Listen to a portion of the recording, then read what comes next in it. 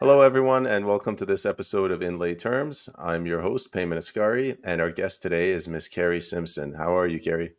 So far, so good, Payman. Busy times in a crazy world. But as I keep asking everybody, maybe we're the crazy ones. that is the question of the day. Those of us that think that logic, order, and a civil society can be reclaimed, I'm not so sure anymore. Yeah, I guess it's crazy nowadays to want to be free. Yes, well, I know. What a concept, hey? So, Kari, we have a lot to get through, and I want to be mindful of your time. But before we get to that, can you just tell us a little about yourself? I didn't know until very recently that you have a lot of political experience. Yep, I am one of those people that is probably spends a good deal of time networking and behind the scenes connecting, empowering other people, and I think that's one of the lost arts in these movements that we've seen. I'd rather train up 5 more leaders than be the person always out on the front lines on these issues, because these issues are so big and broad now. And that's probably a reality, that government is overstepping its bounds. It's involved in things that we shouldn't be expecting from our political leaders. And as those issues continue to manifest, you need more people on the front line to deal with things. And so I spend a lot of time educating people, helping people, training people, getting people, prepared to engage in their democracy. And that's, I think, the irony of this is people don't understand that this is their nation, this is their country, this is their future, their children's future, and their voice matters in what is transpiring all across Canada at this point. Okay. The topic of conversation for today is the BC Conservative Party. So, not everyone knows exactly what a political party is. So, if you could start by explaining what an EDA is, and in the Constitution, what an EDA is what role it's supposed to fill. Well, for the BC Conservative Party, we don't have EDAs. We have riding associations. And I think this is one of the aspects of the foundational documents associated with the BC Conservative Party that sets it apart from all other political parties, at least political parties that have any traction in being a political force. So what those that drafted our Constitution realized is that this top-down power, this ability for the leader, or the advisory team to the leader, because quite often we see in political parties that leader being isolated by those people that want to control the agenda, control the talking points and all those other things that go along with it. So the BC Conservative Party Constitution was drafted very specifically to give power to the riding association. So, for instance, here in BC, we have 93 electoral ridings. According to the BC Conservative Constitution, every one of those electoral ridings should have a riding association. And this is where the party must and listen to the people that are within that riding, because the needs, for instance, of the northern communities vastly outdiffer the ones of the lower mainland, and vice versa. So the drafters of the Constitution recognized that those voices were important, and the issues very decision making, or the agenda that was being delivered, was to in fact have power to those voices. So those riding associations should have been set up. Unfortunately, within the BC Conservative Party, they did not do that.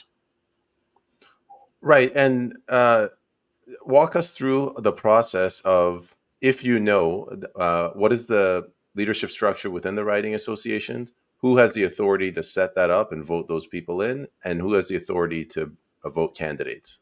Well, this is a very, very good question. And you're just getting to the problems within the party. And I have no problem talking about that. I think people ought to know. I believe that there needs to be accountability and transparency. So contrary to this great achievement that the BC Conservative Party did, there were a lot of dedicated people over the last 5 years that have drafted policies that worked hard to build the membership.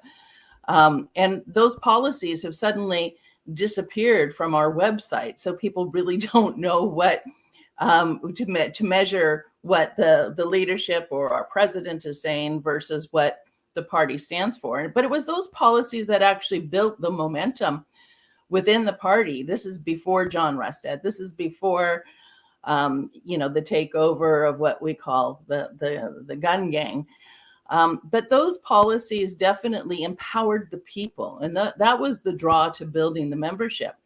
So what is supposed to happen in the BC Conservative world is that if there's a membership request within that riding association to develop a riding association, which is what happens. We worked hard to develop those riding associations in the Fraser Valley, for instance, the most active riding associations. And I think you can see by the election turnout how effective it was to have those riding associations. The votes were just tremendously decisive, right? There was no close races on those fronts. So typically what happens is the members within that electoral riding, so let's say Langley Abbotsford, I'll just talk about my local one here. Those members would get together and say, okay, we're ready to do a riding association. And when you have a riding association, you have meetings every month. You can plan events. You can plan to be in parades and promote and build the membership within the party. That's what a riding association should do. So typically you get together with a group of people and they say, let's have a meeting. And let's give membership notice that we want to establish a riding association. The provincial board, so we have a provincial board and then the riding associations. And you say, we want to hold an AGM. Typically in the past, they would give your regional director, who is a voted position by the presidents of the riding associations, the membership list, so we could contact the members. You'd get together, hold a meeting, have an AGM, elect a board of directors. So exactly the same structure. You have a president, a vice president, a secretary, treasurer, and then the directors. Then that riding association holds monthly meetings or whatever they choose to do. There's a constitution specific to the riding association. So it's a very established protocol in how this goes. Regrettably, the provincial board of this party right now seems bent on disbanding or eliminating power from the riding associations for fear that the people may actually engage in what's happening in this party. So let's pick up on that. You told me offline that traditionally the riding association would go out, find a candidate. They would have to put it to the provincial board or the party for approval, but the party would never pick the candidates. And then in this election cycle, that was reversed. Oh, reverse. That was trampled on, hijacked, the whole candidate nomination process in ridings where they wanted to interfere with. So typically what would happen, and this is completely in accordance with our rules, is, you have a riding association. And again, let's say there's 3 or 4 people in Langley Abbotsford that want to be the representative for the Conservative Party of British Columbia in the next provincial election. These people would come talk to us at the riding association. Hopefully they're already members, so we know that they hold the values and vision and understand the policies already in existence that are part and parcel to membership approval, right? We have all these people now claiming to be conservatives from all walks of life. And I can tell you, they don't know even what's in our policies or what we stand for. So what typically happens is that these people come together. Now, ultimate approval absolutely needs to be at the provincial party level. They vet the candidates, do the criminal record checks, hopefully go through social media. And if there's nothing too indefensible, then they get approved. So those approved candidates. So there is an approval process at the top line. But let's say all 3 or 4 of those people are approved. Then there's the process within the riding association.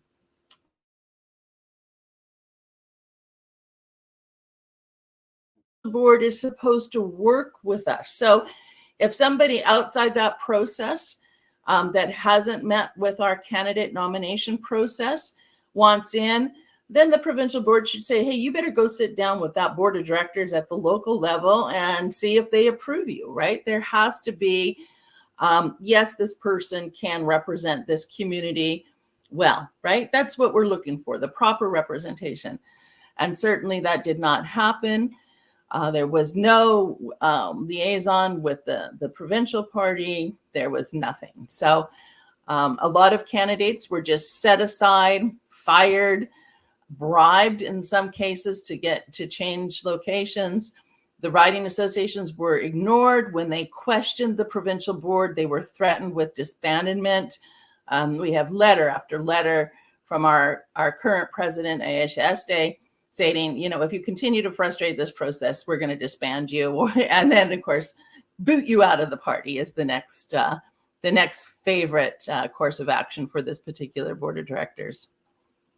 So eventually we're going to get to the court case, but before we get there, there's a couple of other things I want to flesh out. You sort of already answered this. Ideally, you want candidates that are already members that so that that's like a pre-vetting process, so you know that they support your principles.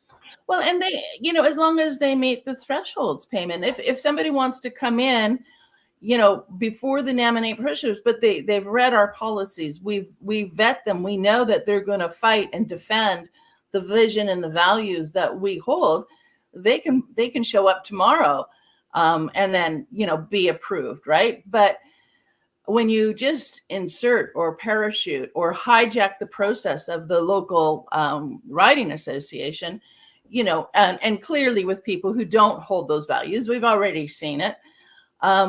There's a problem, and there's a lot of problems right now.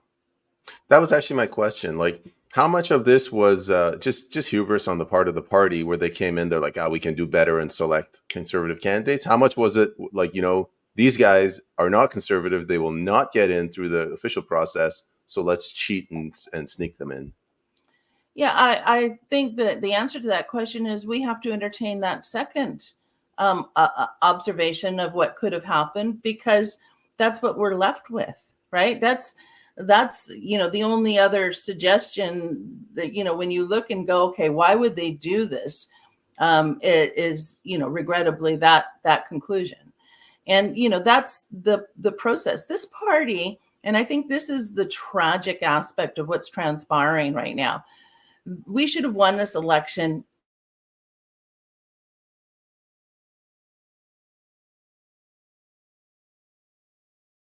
easy peasy. There should have been no, but they didn't. They didn't want to listen. They had this little closed mentality. They were not in tune with the people of the province. They did old style politics, which is just a death blow in this current political climate.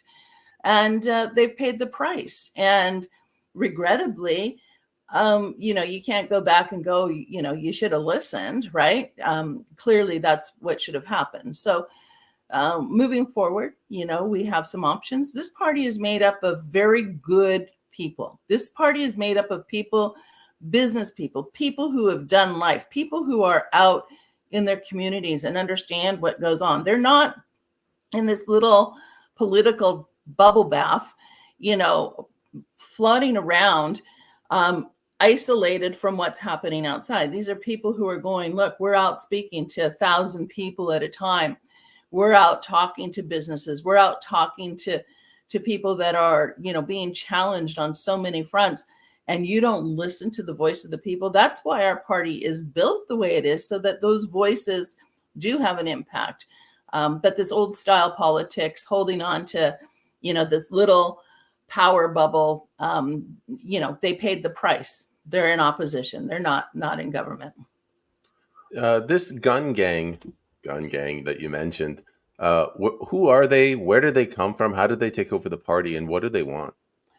Yeah, well, regrettably, I think that this is a young group of people in their mid to late 30s who, for the most part, have no children, who are, the majority are not married, have never done business on their own, that, have sort of floated through living, whether it's in their parents' basements.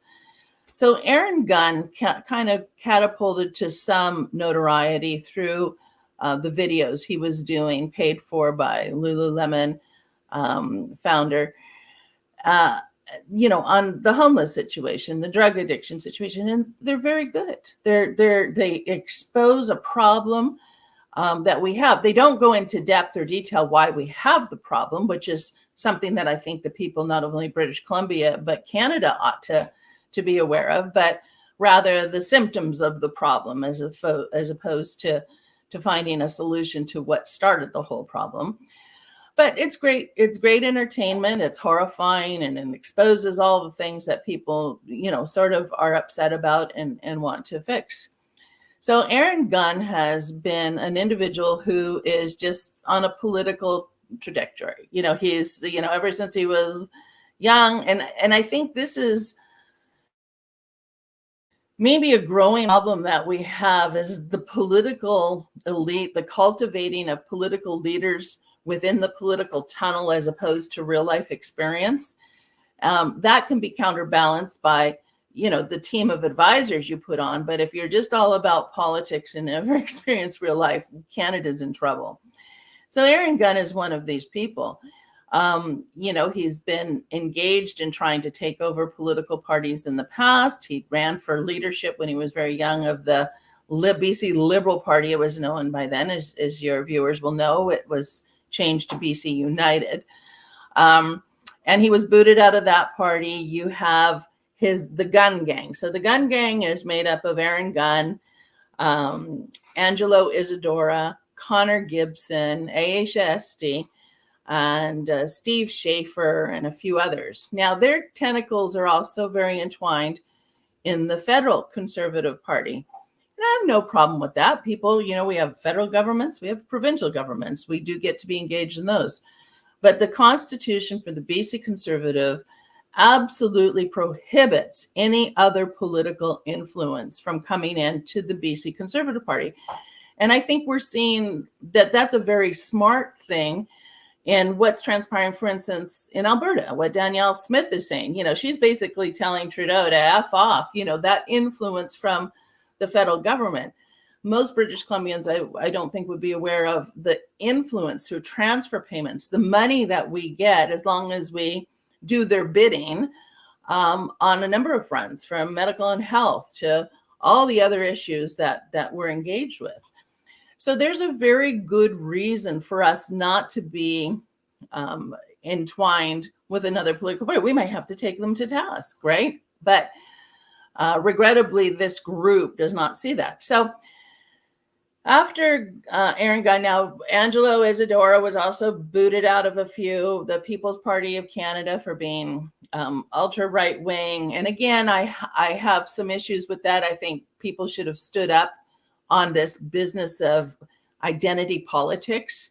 What people have said 20 years ago could be drastically changed now with what we know, what's happening in modern day. So I think we have to get a little more effort on, making voter sophistication, if you will. And I think the majority of British Columbians are that way. Who cares if you said something stupid back then? What are your positions now? What have you done in the last 3 years that give us a better idea of who you are? Technology, the internet has changed that landscape dramatically. And, nothing is not available. There is no such thing as invisibility if you've had any kind of profile online. So the Gunn Gang then decided, when Aaron Gunn got booted out of the BC Liberal Party, that they would become the Common Sense movement in BC. The Common Sense, they tried to launch another political party called Common Sense. And the irony is to this, I wrote a commentary, or I was interviewed, and I said, 20 years ago, that what we need is common sense in politics. And 20 years ago, Payman, that was applicable. Common sense is not applicable now. because nobody knows what common sense is anymore. Uncommon leadership is maybe what we need now. And I think that would be good advice. And I've told the strategists for the federal conservatives who call me quite often, you guys got to switch your branding. This common sense nonsense doesn't work. People are looking for strong leadership, people who know how to get Canada out of the problems that it's in. Who's going to tackle the World Health Organization? Who's going to tackle the UN? This business about dumbing down political discussion to, oh, it's just common sense is, absurd. It's anything but common what's going on in this nation. And it's anything but common sense that's going to solve the problems. It's going to be strategic understanding of what is affecting Canada, whether it's foreign influence, whether it's the influences of the World Health Organization or the World Economic Forum. I don't think the strategists even know what Trudeau is up to behind the scenes and internally within the federal government. So common sense is just kind of like a nice little tagline that may have applied 20 years ago. But if somebody's trying to ride into a place of leadership and governance on that title, we're in really big trouble if they really believe that.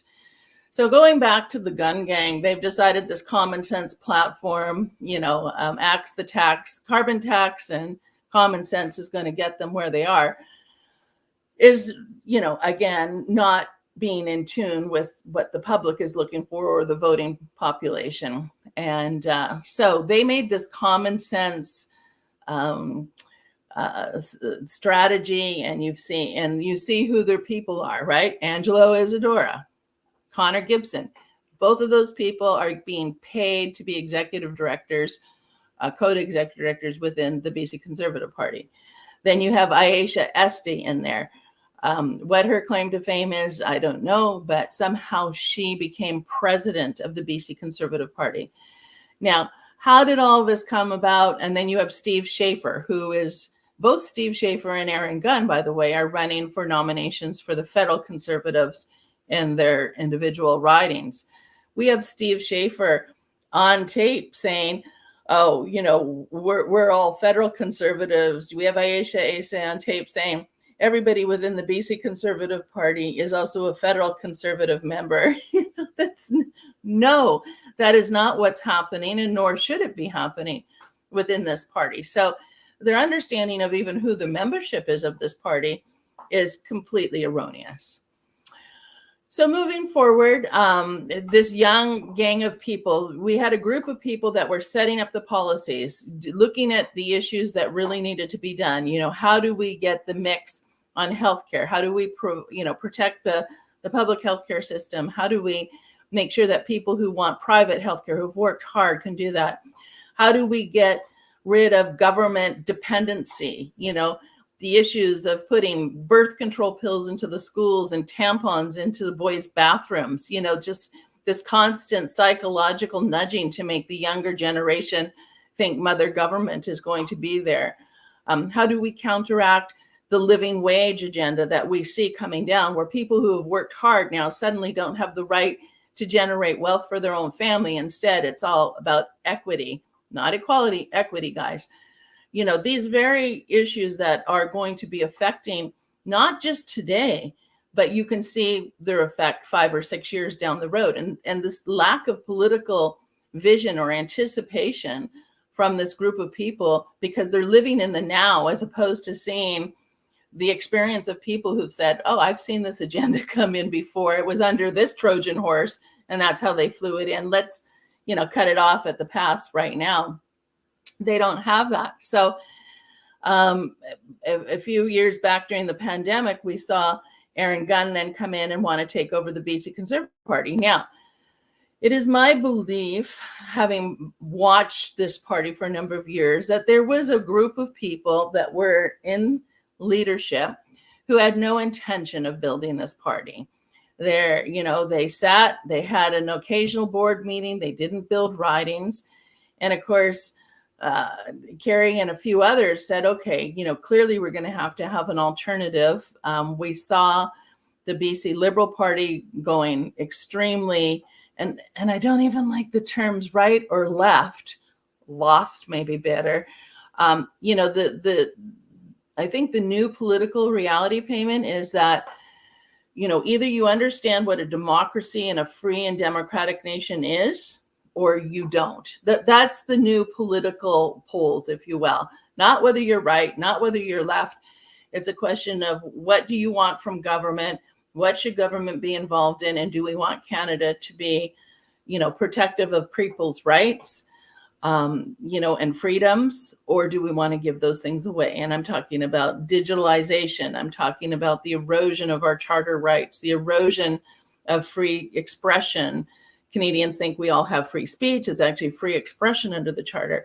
The cancel culture issues, where if you don't like what somebody says, you don't let them have a venue, you don't let them hold public engagements, you just shut them out.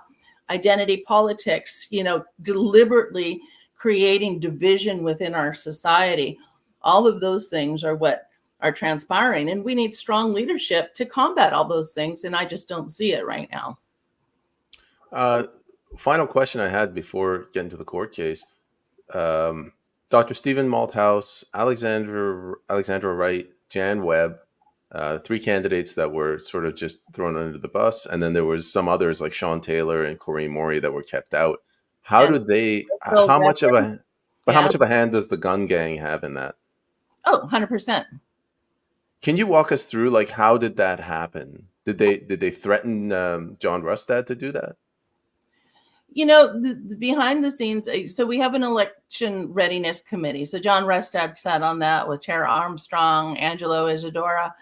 And I think, and I'll be very upfront, it's speculation at this point. I can tell you who called who, right? And there's some pretty interesting tape conversations from these people. And, I'm sure they'll be coming out into public light at some point.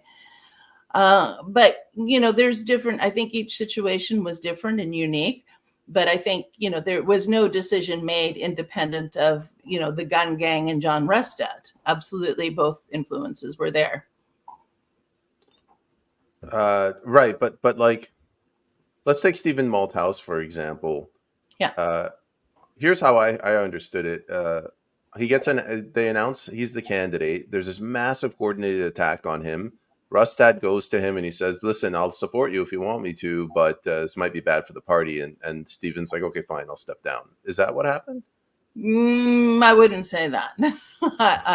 I think it was more like, you understand why we can't have you run for us, right? Is what would be more of the language, right? And I think, when we saw what happened to Stephen, the understanding of the membership was very different at that point. One could see that. But then when the Jan Webb situation happened, and when somebody, when you looked at what was said versus what was done to her, it was very clear that there was an ulterior motive at play.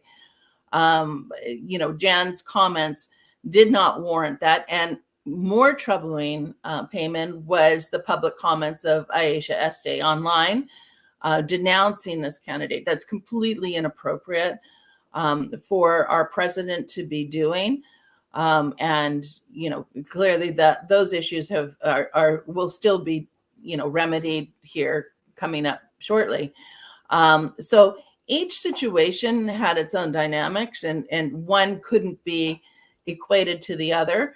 But by the time Jan Webb came and there was no defense, we thought, okay, is John Rustad that grossly naive to believe that if he doesn't start standing up for his candidates, no candidate is going to be safe, right? And of course we've seen that again and again.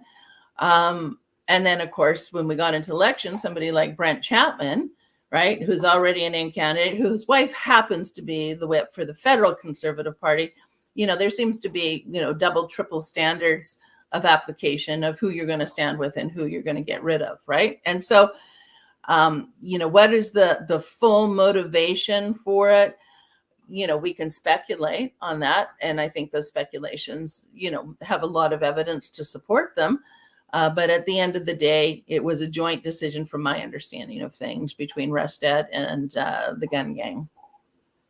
Okay, let's move on to the court case. So, what is this court case that you brought, and like, how did the judge say that it doesn't have any merit? So what we did is there's a petition before the court, and it was with regret. I mean, we tried to resolve these issues ahead of time. Like, nobody wants to go to court. Once you hit court, then everything becomes public, right? And so I put into court a very restricted petition. The only matter that has been heard was one item in that petition. So the other amount of the petition is alive. It will be amended, and regrettably, I don't think it will bode well for John and the party if we have to end up going to court about these things. But clearly what's happened now is within the membership, and we have a group called the Roundhouse Conservative Caucus, right? Made up of the members that are very concerned about what's transpiring. And so this is a very strong group, strong voices of people who've looked at the issues and said, we can't allow this to be hijacked anymore. So we saw the process involving the candidate selection process hijacked. What the court said is, ultimately the provincial board has the final say in who the candidate is, which was wrong. So here's our options. Do we appeal that decision? In the meantime, we see this board of directors at the next AGM make a constitutional amendment to get to obliterate any riding association. So we become a very strategic play at this point, right? What we will go to court over, though, and I can tell you this ahead of time, is to ensure that the delegate selection process. So now we're at the point where a large portion of the membership do not trust the provincial board. They have proven themselves to be acting contrary to the values and the vision and the Constitution of why people joined this party. And that was to make sure that the voices of the people actually had impact in the decisions that are being made, the candidate selections that are being made and such. It's clear to this growing group of people now that, and these are the active members, Payment. I don't think Rusted again and the president understand the political clout, the ability to mobilize, that this group of people did. He has ostracized a large portion of the people. And so did he want to throw the election? I mean, we actually have to start questioning some of that kind of thing. Is he worthy of being leader? Is this somebody who really wanted to be in government? And, all those questions are fair game at this point. These are not slights on his leadership. These are just observations that responsible members of the party must be asking themselves. So looking forward, then, we look at the delegate selection process. Delegates are the only people who can vote at an annual general meeting, according to our Constitution. So in the past, riding associations have chosen, the majority of the delegates, 10 delegates from each riding association, plus the president. And if you have a candidate of the record, those people get to go as well. We saw at the last AGM, when John was brought in as leader, the willingness of this group to basically, again, violate the Constitution. So what John did is, on every table, every person's setting at the last AGM, he produced a glossy brochure endorsing a slate of directors, which was mostly made up of the gun gang. That's wrong. Our leader is not supposed to be interfering with the election of the board within the provincial party. So, these kinds of issues are very troubling. So clearly there's an agenda at stake here, one that doesn't take in or reflect what this party is about. And I think people want to make sure that this hijacking ends, that there's a good group of people that understand not only what the party can bring, but what it needs for governance to keep this province healthy and prosperous, and her citizens well represented. And we don't have that right now with the NDP or with the opposition. I'm laughing here. There's a member of the audience asking if you have any complaints about the NDP, but we don't have time for that. Unfortunately, yeah, we go out for days. Payment, we won't even waste our breath. I mean, if they can't look and see, I mean, the attack on families, the attack on our healthcare system, the dismantling, the deconstructing of this province, taking away the power of this province. There's 4 issues right there that should make them completely inappropriate, non-viable as anybody to be in government. There you go, how we asked and That's a answered. simple one, yeah. Getting back to the court case, what did the judge? The judge basically said the ultimate authority lies with the party. Right. How did the judge rationalize this? Because it sounds like it doesn't. No, it doesn't, and that's why we have the appeal process in courts, Payman, right? Clearly she did not get it. Our Constitution is so clear. It says only in circumstances where the riding association hasn't done these things can the provincial party come in and bring in a candidate. I mean, our Constitution is clear on those fronts. Again, I've done enough battles in court, and we would need a whole, and maybe we should do a live stream on what's happening in the judiciary. I think that's one of the most significant issues in Canada right now that we have to talk about, and that's bringing accountability to the judiciary. But that's why we have the appeal process, right? We do have the opportunity to appeal her decision. Am I confident we would win? Probably. I don't think you can make the rationale that she did. Do we need to do that? No, I think we have something more important ahead of us, and that's to protect the delegate selection process, to protect the AGM process. See, this is the other thing. We should have had an AGM back in September. They've postponed all of this. So we can't vote in that new board of directors that will actually do what it's supposed to do. So there's a lot of shenanigans going on. Fortunately, we have a number of people that are willing to say this is wrong and try to make it right. I would rather not have to rely on the courts. So right now, a number of riding association presidents are demanding that the board of directors, put out exactly the delegate selection process that's going to be adhered to at this AGM. If it's not consistent with our Constitution, we will again ignite that court case and get them to come into compliance with that. And if they don't, then there's no hope for this party. It's just another BC Liberal United NDP yesteryear political machine. That's actually where I was going to go. Family Football is asking for the court case information. If you get it to me, if it's publicly available, I'll put it in the description.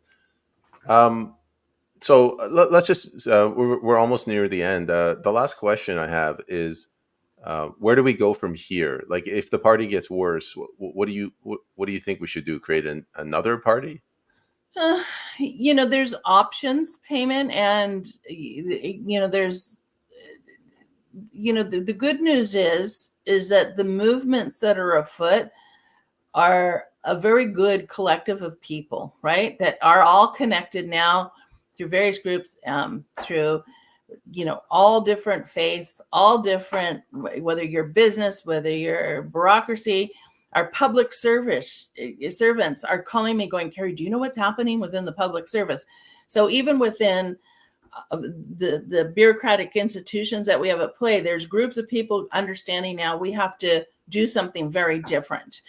The ability to bring all those people together and mobilize them into making a difference. It's not a difficult thing to do. We've spent the last 4 years doing it. The database that we have is impressive. We can build on it.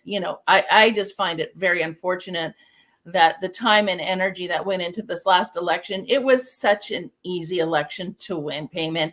All they had to do, the only way you transfer people out of the NDP to vote for you like we did in 2001. 2001, we obliterated the NDP. I don't know if your viewers know that, but in 2001, the NDP once again was attacking healthcare, not being accountable on government spending. This was the Fast Cat fiasco. And they were intruding into the family via the public education system, the same perfect storm that we had available to us at this election. Back then, we helped Gordon Campbell. The Gordon Campbell Liberals were very conservative. The Social Credit Party was kind of falling apart. And Gordon Campbell said, reduce government size, reduce government's intrusion into the family, all those things. So that gave us a place to park the vote, and we parked that vote, right? In 2001, the NDP went from a majority government, I think we had 75 seats in the House back then, to only being left with 2 seats. 2 seats. They were wiped out politically. As a matter of fact, the legislature had to vote that because you used to need 3 seats in order to have official party recognition. They had to vote to allow 2 people to now have party recognition.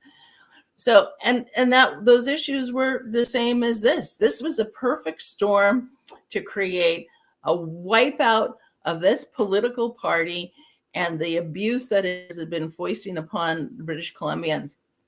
And they didn't do it. They didn't understand. You've got, in addition to the gun gang, you also have these center ice conservatives. So the chief of staff for John Rustad is Azim Jawani, and he doesn't think that issues around women's rights, that includes men playing in the sports domain of women, men dressed up as women in prisons, men dressed up as women taking over corporate positions in cahoots with the Trudeau agenda, is relevant to today. Totally missed the boat on that one. The issues of, and I don't even like parental rights. This is the issues between the state overstepping into issues of the citizenry, the family. What right do they have to be transgendering children, gender jacking kids in schools, telling parents, not one of these political leaders, both John and Abby, lied to the public about what SOGI 123 is. All John had to do was pull out the goals of SOGI 123 with the Ministry of Education little header on it that says, children can choose their own pronouns. Don't tell parents whether their children are transitioning or not. Children can decide which bathrooms they want to use. He didn't have to say it. It's all listed in 10 points there, but he didn't want to do that. Azim Jawani didn't want to have the information. Azim Jawani, his chief of staff, didn't want to tell parents that SOGI 123 is holding summits with their kids, unbeknownst to them, online, indoctrinating kids on why drag queens are important in education. Okay? All those things would have transferred all of those good parents, and there's a lot of them who think the NDP is innocent in all of this, into a vote for the BC Conservatives, and they didn't do it. This was an easy election. They could have scooped. Like I said, I think 80 seats is probably being conservative. They probably would have got 90. I love that message. It's a perfect place to end the episode on it. It's what I wanted to hear from you. So thanks for sharing your insight, Kari. Again, I'm being mindful of your time. Where can people go to find out more about you? Do you have a social media presence, a website, anything? Payman, I'm one of those people. I just leave me alone. You're lucky to get me out of my research center. But yes, they can reach out to me on Facebook. It's just Kari Simpson. Cultureguard.com would have some of my commentaries on it. We're moving an umbrella. If they want to be on, I publish something called the Is Report, important stuff. And that's taking on the judges, that's taking on, the collusion between the federal government and our chief justice.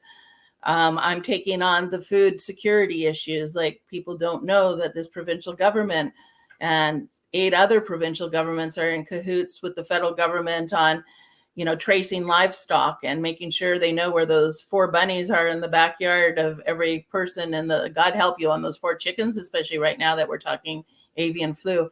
The digitalization of our children. So if they want to reach out to me in a comment on Facebook, they can, or just send me an email at cultureguard@gmail.com. It'll get to me, or Save Canada 123. There's a lot of meetings that I attend and help people get on top of things, but certainly I'm available for people who need information or want this information. Happy to spread it with them. I believe you called it the Is Report. If you get us a link, we'll share that as well. Okay. Yeah. Important stuff. The Is Report. So go ahead. No, I just, I think this is a time in Canada.